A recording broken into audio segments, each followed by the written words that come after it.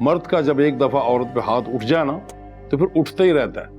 तूने बहुत बड़ी गलती की, लड़ाई मोल लेके, और फिर घर भी छोड़ के आ गई। अरे कौन छोड़ता है अपना घर? घर बड़ी मुश्किलों से बनते हैं। मेरी जिंदगी भी पतझड़ के किसी खिज़ा रसीद पत्ती की तरह है, जो मौसम की सख्ती के बावजूद भी शाख के साथ मजबूती से जुड़ा रहता है कि कभी तो बाहर आएगी। उसने कोई सबूत नहीं दिया बड़ी बहन होने का, हमेशा अब्बू के सामने मुझे झुकाया है। अब भी इन मियां बीवी का नाटक है, अब्बू को झुकाने का, उनसे माफी मंगवाने का। मैं पूछना चाह रही थी कि आप लोग आफी का सूट मंगनी के लिए किस कलर का ले रहे हैं? हमारे यहाँ तो लड़की मंगनी का सूट अपने घर से ही पहनती है, ससुराल वाले तो नहीं भेजते उसको। हाँ, अलबत्ता लड़के के सास ससुर और लड़के के साथ आए हुए बहन भाइयों के जोड़े लड़की वाले लगा देते हैं।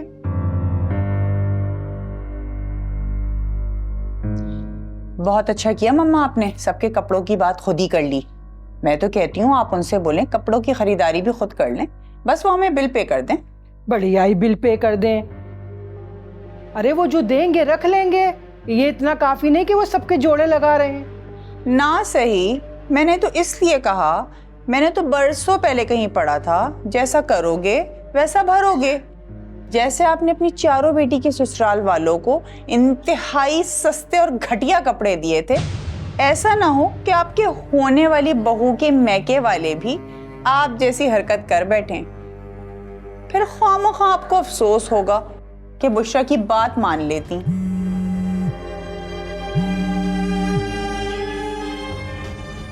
हेलो, अस्सलाम वालेकुम। वालेकुम अस्सलाम। अरे फारूक को कॉल की थी कि बच्ची तुम्हें बहुत याद करती है, आगे बुशरा को ले जाओ, लेकिन वो कहता है कि नहीं, मैं नहीं आ रहा। मैंने कहा चलो कोई बात नहीं, हम छोड़ जाते हैं। तो कहने लगा नहीं, रखें उसे अपने पास, साल 2 साल मैके में बैठेगी तो उसकी अकल ठिकाने आ जाएगी।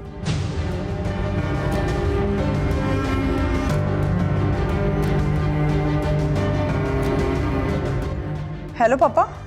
अरे पापा की बच्ची, दफा हो जाओ तुम, ये सारी आग तुम्हारी लगाई हुई है।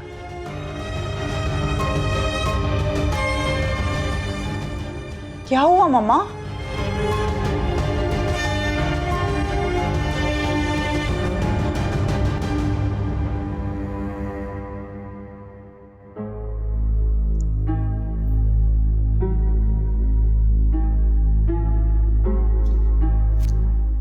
क्या बात है, आज इतने चुप से हैं आप? दोबारा चाय भी नहीं पी आपने? बस थोड़ी तबीयत खराब है। क्या हुआ है?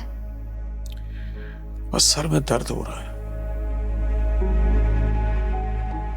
ये दर्द सर भी आपने खुद ही लिया है।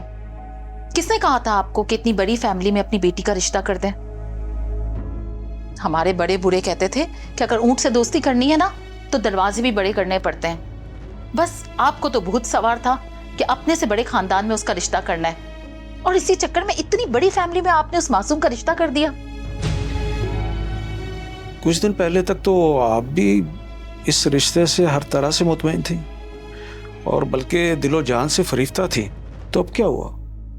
देखो बेगम, ये रस्म रिवाज तो चलते रहते हैं, इनको छोड़ना जिंदगी छोड़ने के बराबर है। 100 में से शायद कोई एक आदमी हो जो इसके मुताबिक ना चलता हो, लेकिन होगा वही जो इसको अफोर्ड ना कर सकता हो। और यह लेन देन तो हर जगह चलता है। अब हम इतने भी गए गुजरे नहीं कि अपनी बेटी की खुशियों के लिए चंद हजार खर्च करने से डरते हो। बात डर की नहीं है, बात उनके रवैये की है जो रिश्ता करते ही बदल गया।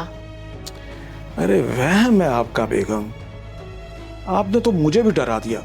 अल्लाह सब बेहतर करेगा, बस तुम दुआ करो। बल्कि ये कुछ पैसे रख लो, सुबह आफी के साथ जाके उसके लिए कोई सूट और उसके पसंद का सामान ले देना, और ख्याल रहे कि मेरी बेटी जो पसंद करे उसको ले देना। बाकी उसके ससुराल वालों के कपड़े वो मैं 2 दिन बाद जाके खुद ही मार्केट से ले आऊंगा।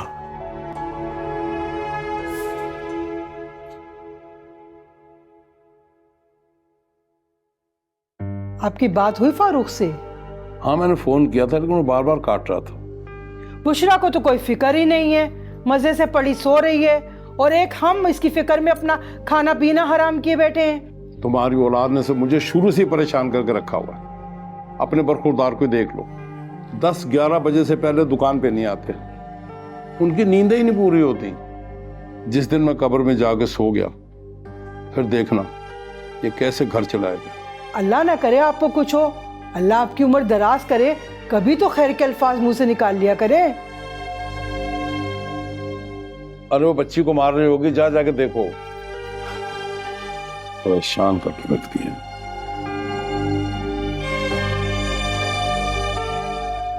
जब देखो झगड़ा, तंग कर दिया इस बच्ची ने। अम्मी मैंने बड़ी मुश्किल से अनाबिया को सुलाया है, अभी बहुत रो रही थी, इसकी तबीयत ठीक नहीं है। ताबिश को बोलें कि इसको डॉक्टर के पास लेकर जाए। वो तो सो रहा है और तुम्हारे पापा भी दुकान पर जा रहे हैं, पहले ही लेट हो चुके हैं। किसकी कॉल आ रही थी? है मेरी एक दोस्त फजूल सी, परेशान करिए बिला वजह मुझे। चलो मैं इसके लिए सौंफ और पुदीने का पानी बनाकर लाती हूँ, अभी कुछ देर में ठीक हो जाएगी।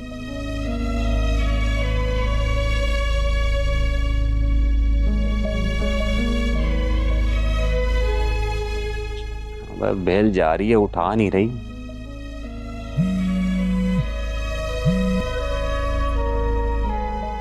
अब कॉल क्यों काट रही थी? अरे देखा नहीं था बच्ची कैसे रोए जा रही थी मोबाइल के लिए? उसके चक्कर में मैंने फोन काटा, उसकी आवाज सुनकर अम्मी आ गई, उन्हीं से बात कर रही थी। फिर मैंने बहाना बना दिया कि इसके पेट में दर्द हो रहा है। भाई बहाने बनाने में ना तो तुम मास्टर हो। अब ये बताओ कब आऊं लेने? 2 दफा अंकल की कॉल आ चुकी है कि बुशरा को आके ले जाओ, लेकिन मैंने मना कर दिया। भाई जैसा तुमने कहा वैसे ही कहा मैंने उनसे, लेकिन अब ना और दूरी बर्दाश्त नहीं हो रही मुझसे। देखो ना, बच्चा भी तो मेरे बगैर उदास होगा, रो रो के बुरा हाल हो गया होगा ना बेचारे का। तो और करो ना लड़ाई, मैं तो नहीं आने वाली अब। देखो मैडम, अब तुम भूल रही हो, लड़ाई ना तुमने शुरू करी है पहले। अच्छा बस हम ये बात अब खत्म कर चुके हैं। हाँ तो बस अपने घर वालों को बता दो ना कि बात खत्म हो चुकी है और फारूक मुझे लेने आ रहे हैं। बस तुम्हारे पापा माफी मांग लें मुझसे। बस बता दूंगी मैं पापा को भी, मगर अभी नहीं। उन्हें भी तो पता चले एक बेटी को छोड़कर दूसरी बेटी को आगे करने का क्या अंजाम होता है। और पापा को भी तो आपकी कदर होनी चाहिए। आखिर क्यों नहीं किया आपकी कजन से भाई का रिश्ता? भाई जब भी तो मैं कह रहा हूँ अब्बा को बोलो माफी मांग ले मुझसे, ताकि मैं भी सुकून की नींद सो सकूं यार। जब भी सोने लगता हूँ ना, वो मनूस फजल का चेहरा ना मेरी आंखों के सामने आ जाता है, और उसकी कमीनी हंसी ना कि वो हा करके हंसता है, जीत गया मैं, जहर लगता है मुझे वो। इन सब की जीत का मजा ना किरकिरा कर दिया ना, तो मेरा भी नाम बुशरा नहीं। मैं कुछ दिन अभी यहीं रुकूंगी, आखिर मंगनी की तैयारियां भी तो करनी है, और फिर मैं अपना और मन्नी का जोड़ा भी तो निकलवाऊंगी भाई से। जरा उसकी भी तो जेब हल्की करूं, बहुत ज्यादा भारी होती जा रही है आजकल उसकी जेब। आजकल नाइट ड्यूटी पर जा रहा है, लोडिंग और ड्राइविंग दोनों एक साथ कर रहा है। सुना 70,000 तक कमा लेता है, और बाकी काम का कमीशन अलग मिलता है।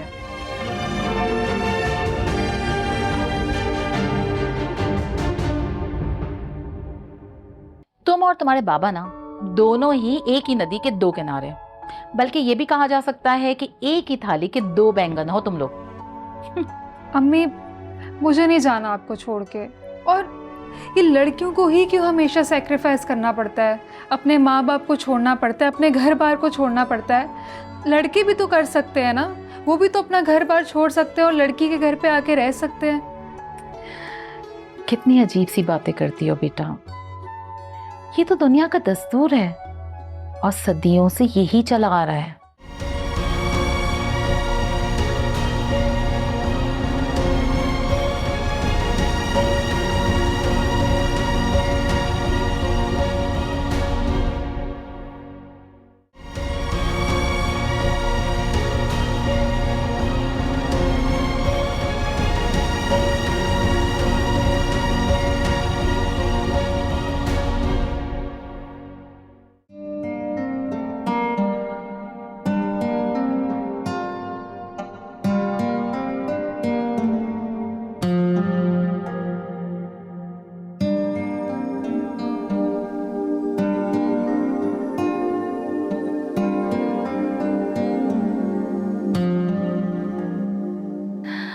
माशाल्लाह, मेरी बेटी बहुत प्यारी लग रही है।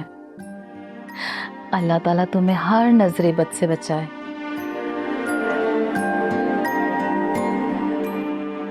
आफी, बेटा तुम खुश तो हो ना?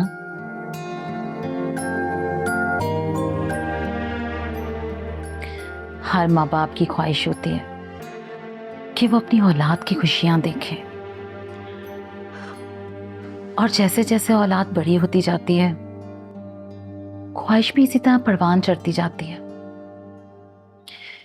कितनी जल्दी वक्त गुजरता जा रहा है। जैसे कल ही की बात हो, अभी तुम्हारा रिश्ता तय हुआ था और आज देखो, आज मंगनी का दिन भी आ पहुंचा। इसी तरह एक दिन तुम्हारी शादी का दिन भी आ जाएगा और फिर तुम इस घर से उस घर में चली जाओगी। फिर मैं और तुम्हारे बाबा इस घर में अकेले रह जाएंगे। आप कहें तो इस रिश्ते से मना कर दूं क्या? ना ही मंगनी होगी और ना ही शादी। कैसी बातें कर रही हो आफी? तुम और तुम्हारे बाबा ना दोनों ही एक ही नदी के दो किनारे, बल्कि ये भी कहा जा सकता है कि एक ही थाली के दो बैंगन हो तुम लोग। अम्मी, मुझे नहीं जाना आपको छोड़ के। और ये लड़कियों को ही क्यों हमेशा सेक्रीफाइस करना पड़ता है? अपने माँ बाप को छोड़ना पड़ता है, अपने घर बार को छोड़ना पड़ता है। लड़के भी तो कर सकते हैं ना, वो भी तो अपना घर बार छोड़ सकते हैं और लड़की के घर पे आके रह सकते हैं। कितनी अजीब सी बातें करती हो बेटा। ये तो दुनिया का दस्तूर है और सदियों से यही चला आ रहा है। लेकिन अम्मी, ये दस्तूर भी तो लोगों ने ही बनाया है ना, और इस दस्तूर को बदला भी तो जा सकता है ना। बेटा, बेटियां तो रोशनी होती हैं और रोशनी का काम क्या है? फैल जाना।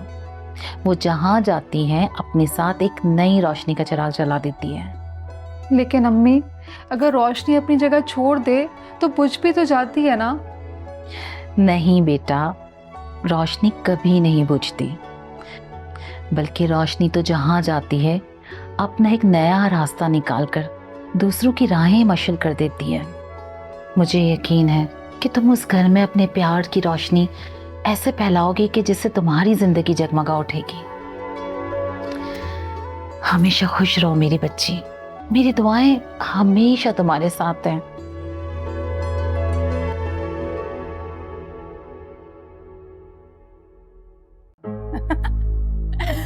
उफ, अम्मी राबिया से कहें फौरन चाय बना दे, बहुत थक गई हूँ मैं। प्लीज मेरे लिए भी। वो दोनों चेंज करने गई हैं, मैं खुद ही बना देती हूँ। अम्मी अभी रहने देना, आ जाएगी तो बना देगी। आप जरा भाभी के घर से आए हुए कपड़े तो दिखाएं। सुबह देखेंगे तुम्हारे अब्बू के सामने, अभी वो बहुत थके हुए हैं। मगर अम्मी, मैं तो सुबह चली जाऊंगी, फिर पता नहीं कब आना हो। आप मेरे और मेरे शौहर के कपड़े तो निकाल दें। अच्छा, आपने फारूक को चादर दे दी थी ना? हाँ, दे दी थी। शर्म नहीं आती बाप को शौहर के सामने झुकाते हुए। तू जाएगी सुबह तो हम सुकून का सांस लेंगे। क्या सोच रही हैं अम्मी? छोड़ें सोचने वोचने को, आज देखते हैं ना कि भाभी के घर वालों ने कैसे कपड़े लगाए। देखिए अम्मी, मैं पहले ही कह रही हूँ, पर्पल कलर का जोड़ा मैं लूंगी। तुम्हें ताबिश ने भी तो जोड़ा बना के दिया है जो तुमने पहना है। हाँ, तो क्या इसके बदले में आप मुझे भाभी के घर से आया हुआ जोड़ा नहीं देंगी क्या? मैंने ऐसा कब बोला? इनकी लड़ाई में तो सामान की छानबीन रह जाएगी और अम्मी सबसे अच्छा जोड़ा अपनी बहन को भेज देंगी। मैं ऐसा करती हूँ, खुद ही जोड़े खोलकर देख लेती हूँ। अरे अम्मी,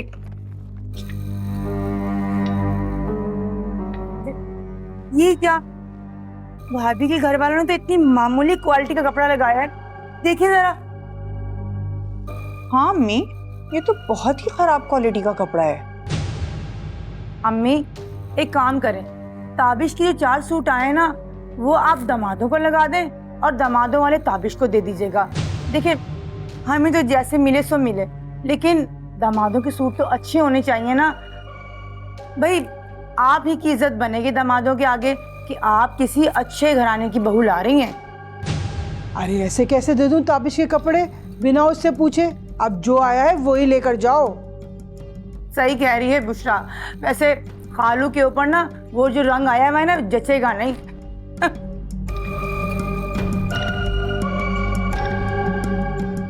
अम्मी आप ऐसा करें कि खालू का जो जोड़ा आया है ना वो आप ताबिश के कपड़े से बदल दें। हम भाई को बताएंगे ही नहीं, सिर्फ रंग का ही तो फर्क है, क्या फर्क पड़ता है? हाँ ना अम्मी, देखिए उन्होंने ताबिश भाई का भी एक जोड़ा वही लगाया है जो बाकी मर्दाना जोड़े लगाए, लेकिन बाकी 3 जोड़े बहुत कीमती हैं। भाई मेरा तो मशवरा यही है। अम्मी भाई को क्या फर्क पड़ना है अगर आप उनके कपड़ों से दामादों के कपड़े बदल देंगी? वो तो बचपन से पापा के कपड़े पहनते हुए आ रहे हैं। ईद हो गई, शबरात हो गई, फुप्पो हमेशा वलीद भाई के कपड़े ला करके देती थी और भाई पहनते थे। कुछ ही साल तो हुए हैं भाई को जो अपने लिए अब नए जोड़े बनाने लग गए हैं। अच्छा देखती हूँ।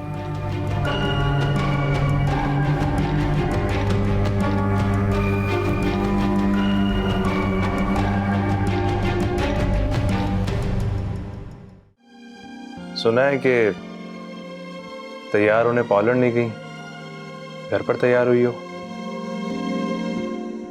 जी। तुम जीजी के अलावा कुछ नहीं बोलती क्या? जी। अरे फिर से जी? मतलब तुम्हें जी के अलावा कुछ नहीं आता बोलना? जी नहीं, वो आपने सवाल इस तरह से पूछे ना तो उनके जवाब जी में ही थे। अब ये जीजी संभाल के रखें, निकाह के दिन काम आएंगे।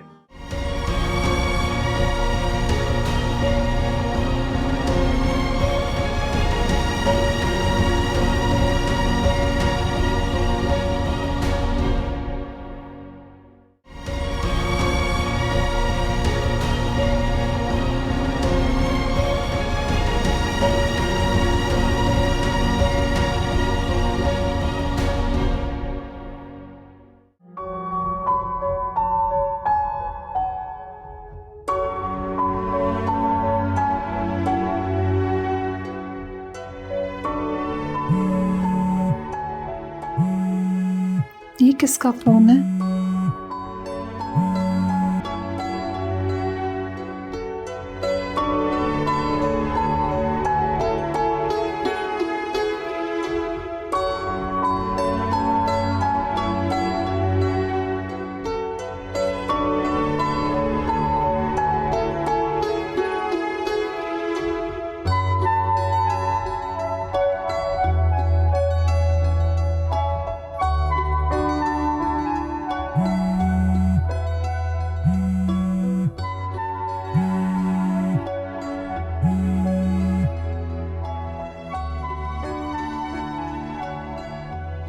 अस्सलाम वालेकुम। आप कौन? मैं कौन? ये आइसक्रीम तो नहीं हूं, मैं ताबिश बात कर रहा हूं।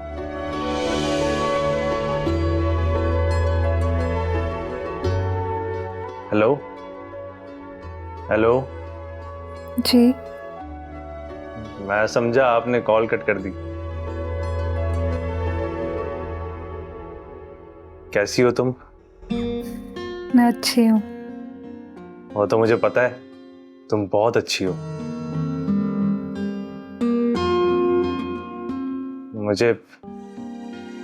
मुझे तुमसे कुछ पूछना है। जी। तुम खुश तो हो ना इस रिश्ते से? जी। सुना है कि तैयार होने पार्लर नहीं गई, घर पर तैयार हुई हो। जी। तुम जीजी के अलावा कुछ नहीं बोलती क्या? जी। अरे फिर से जी? मतलब तुम्हें जी के अलावा कुछ नहीं आता बोलना? जी नहीं, वो आपने सवाल इस तरह से पूछे ना तो उनके जवाब जी में ही थे। अब ये जीजी संभाल के रखें, निकाह के दिन काम आएंगे। वैसे तुम बहुत खूबसूरत लग रही थी आज। शुक्रिया। आप सो जाएं, मुझे बस यही कहना था। अल्लाह हाफिज। अल्लाह हाफिज।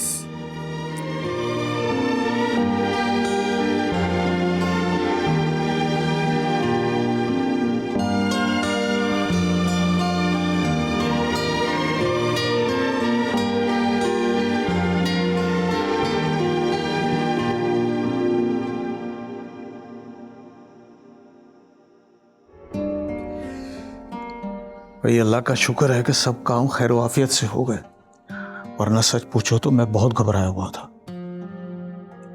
बिल्कुल सही कह रहे हैं आप, ये मेरे अल्लाह का बहुत एहसान है। भाई मैं तो आपको बता देती हूँ, अब शादी की जितनी भी तैयारियां हैं ना, मैं बहुत आराम आराम से करूँगी। और वैसे भी लड़की वालों के काम तो आखिर तक ख़त्म नहीं होते। जी आपकी तो अपनी ही तैयारी मुकम्मल नहीं होती। हर फंक्शन में सबसे ज़्यादा देर से आप तैयार होती हैं, लेकिन जब तैयार होके आती हैं तो जनाब चिरागों में रोशनी कहाँ रहती। शुरू हो गया ना फिर से, मिल गया ना मौका रोमांटिक होने का। अरे कौन काफिर है जो आपको देख के रोमांटिक नहीं होगा। अरे कहाँ चल दी? जहन्नम में चलेंगे। अरे अकेले न जाना हमें छोड़ कर तुम, तुम्हारे बिना हम भला क्या जिएंगे। एक बात कहूँ? जी जी फरमाइए। पता है आप जब गाना गाते हैं तो मुझे कैसे लगते हैं? फरमाइए जनाब, कैसे लगते हैं? बिल्कुल चाहत फतेह अली। अरे चाहत फतेह अली खान, कहाँ वो और कहाँ हम।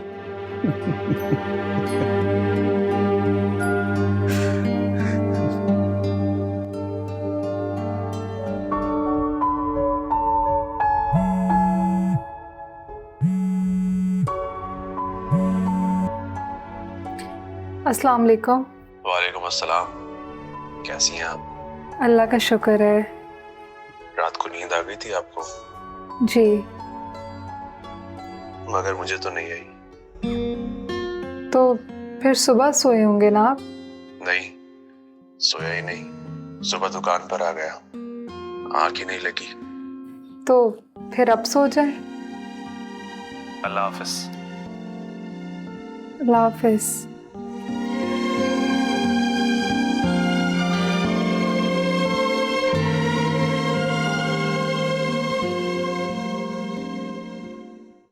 अरे आपके घर वालों से कहें कि इस साल के आखिर में शादी दे दें। अरे भी मैं तो सोच रहा हूँ कि बकरीद के बाद ही रख लें। इतनी भी क्या जल्दी है? 100 तैयारियां होती हैं शादी की। अरे हमें क्या तैयारी करनी है, जेवर और कपड़े ही तो बनाने हैं। जेवर तो पहले से मैंने तमाम बच्चों का बना के रखा हुआ है, बाकी कपड़े लेने हैं, हॉल बुक करवाना है, और खाने का सिलसिला जो होगा वो तो नेक और सलामियों में से पूरा हो जाएगा। खाली लड़के वालों को थोड़ी शादी की तैयारी करनी होती है, लड़की वालों की भी 100 तैयारियां होती हैं।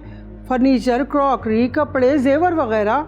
4 महीने रहते हैं बकरीद के, इतनी जल्दी थोड़ी तैयारी कर पाएंगे शादी की वो लोग। अरे भाई अकलौती बेटी है उनकी, बेटियों की माएँ तो उनके पैदा होते जहेज बनाना शुरू कर देती है। और आफी की माँ तो वैसी समझदार औरत है, उन्होंने बहुत कुछ बना के रखा होगा अपनी बेटी के लिए। एक तो मेरे अलावा दुनिया की सारी औरतें आपको समझदार लगती हैं, मेरी कभी तारीफ नहीं की आपने। आप मुझसे सच्चा प्यार नहीं करते, ये तो मैं ही हूँ जो निभा गई आपके साथ। तो ये 8 बच्चे क्या पड़ोसियों से मांग के लाई हो? तुम भी बात को पता नहीं कहाँ से कहाँ ले जाते हो। पता नहीं क्या क्या बोलते रहते हैं। मुझे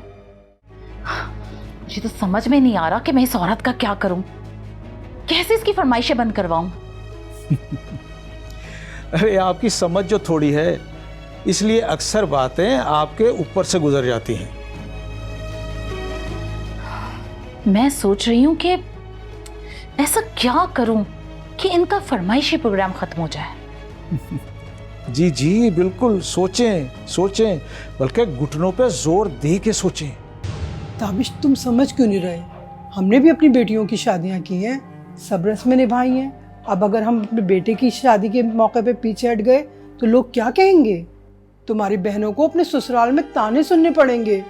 लोग क्या कहेंगे कि उनके बाप ने कैसे कम हैसियत लोगों में शादी कर दी।